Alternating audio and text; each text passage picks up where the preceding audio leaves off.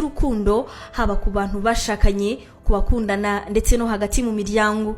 Sibyo gusa kandi no ku ncuti zisanzwe, hagati y'abantu wenda bakorana, burya ngo guhoberana bitera akanyamuneza, kabone n'ubwo umuntu ashobora kutamenya ingaruka nziza zamugeraho kubera guhoberana.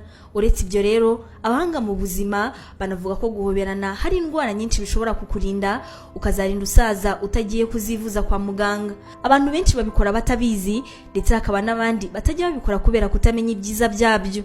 Iyi akaba ariyo mpamvu uyu munsi mu cyegeranyo cyacu muri waruzi ko tugiye kurebera hamwe ibyiza bitandukanye byo guhoberana abantu benshi ku isi badasanzwe bazi.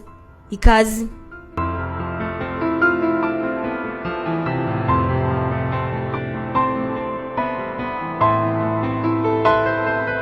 Guhoberana bigabanya ibyago byo kwandura indwara z'umutima, byongera ubwonko ubushobozi bwo kwibuka, ndetse bikagabanya ukwibagirwa ndetse no gutekereza nabi.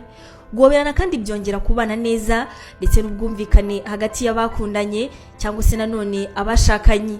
Guhoberana ndetse no gupfumbatana burya bigabanya umuvuduko w'amaraso ukabije kubera ko biturisha ubwonko. Guhoberana kandi bigabanya stress cyangwa se akajagari ko kwiyumvira cyane, ndetse ibi bikunze kubera mu mutwe.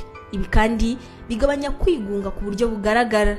Igihe wumva uri wenyine, guhobera umuntu ukunda nubwo we yaba atagukunda, wumva umerewe neza kandi utuje cyane.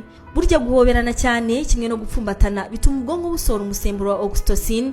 Uyu musemburo ukaba utuma umubiri umererwa neza, ndetse ugatuma umuntu yiyumvamo abantu cyangwa se akumva arabakunzi. Kubera uyu musemburo wa oxytocin ubwonko busohora mu gihe cyo guhoberana kimwe no gupfumbatana, ibi ngibi bikaba bigabanya ububabare, bityo kuri ba bantu